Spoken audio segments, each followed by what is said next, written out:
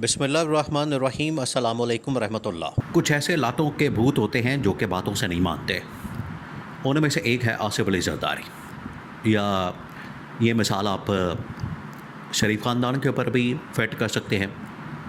नून league और peoples party कम बेश एक जैसे हैं। ये लातों के भूत हैं, बातों से नहीं मान रहे। इनको एक बार नहीं, दो बार नहीं, कई बार, सैकड़ों बार ये पैगाम दिया गया कारकर्दगी दिखाने का, परफॉर्मेंस देने का, लेकिन इनकी जानिब से कोई कारकर्दगी सामने नहीं आ रही।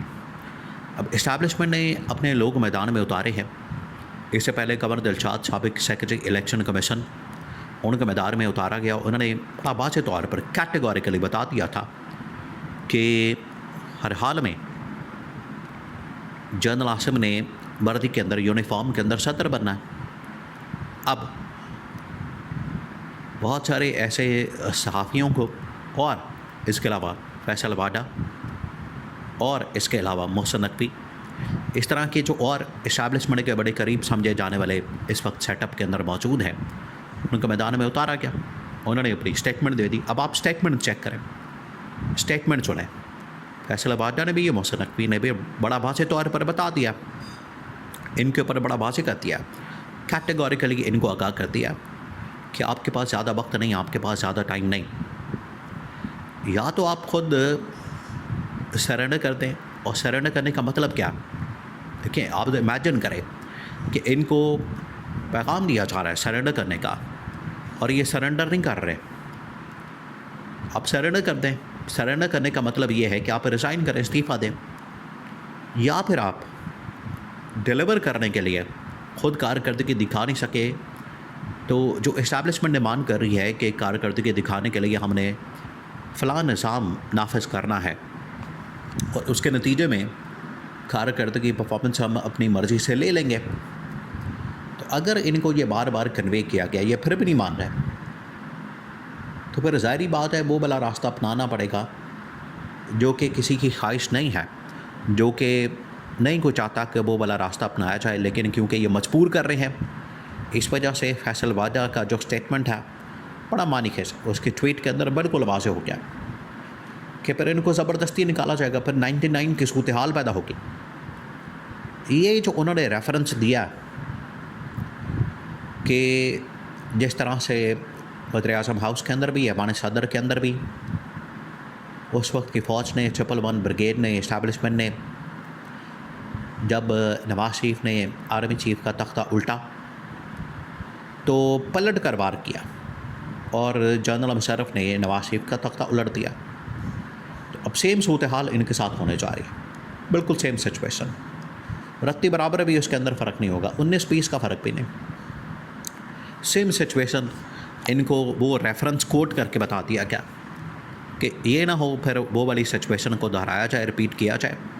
99 के अंदर जिस तरीके से 111 ब्रिगेड एक्टिव हुआ, हरकत में आया, इस्टेब्लिशमेंट एक्टिव हुई, हरकत में आई, और उसने दीवारें फलांगी, दरवाज़े कूद कर वज़ीर-ए-आज़म हाउस से नवाज शरीफ को गिरफ़्तार किया। इसी तरीके से उन्होंने जो ऐवान सदर हैं, वहाँ से सदर को गिरफ़्तार करके दोनों को फारिग कर दिया, दोनों को घर भेज दिया।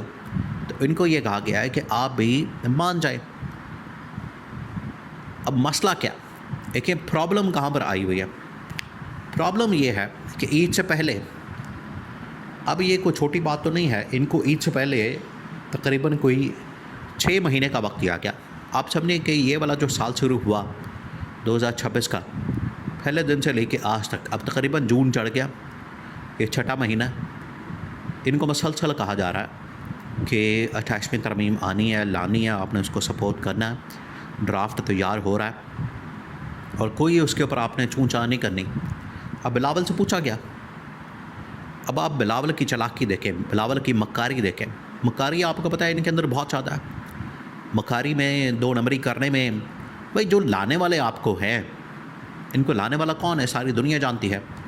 आप यकीन करें, आप ज़रा इमेजिन करें इस बात को। आप रक्शे वाले के पास चले जाएँ, सब्ज़ी वाले के पास चले जाएँ, दूध दही वाले के पास चले जाएँ, नान पकौड़े वाले के पास चले जाएँ, पढ़े लिखे लोगों की तो बात छोड़ें, ये जो दुकानदार हैं इनके पास चले जाएं और उनसे जाके पूछें कि इनको लाया कौन है, ठक करके आपको जवाब देंगे कि इनको इस्टेब्लिशमेंट फ़ौज लाई है।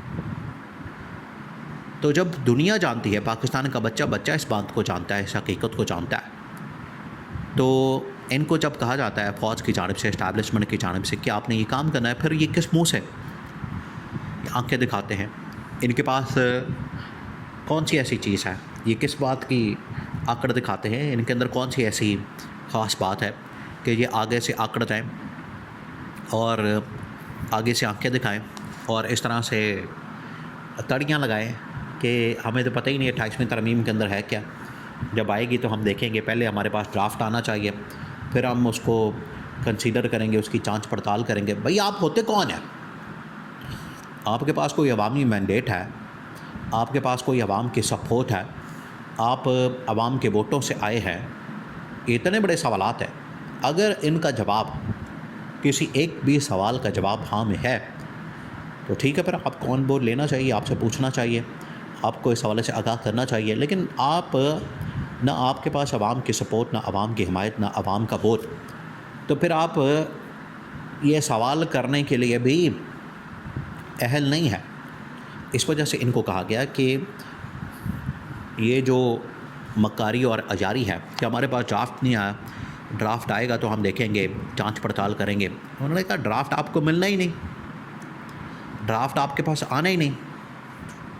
आप बजट सेशन कॉल करें, उसके अंदर बजट सेशन के साथ ये तरमीम भी आ जाएगी।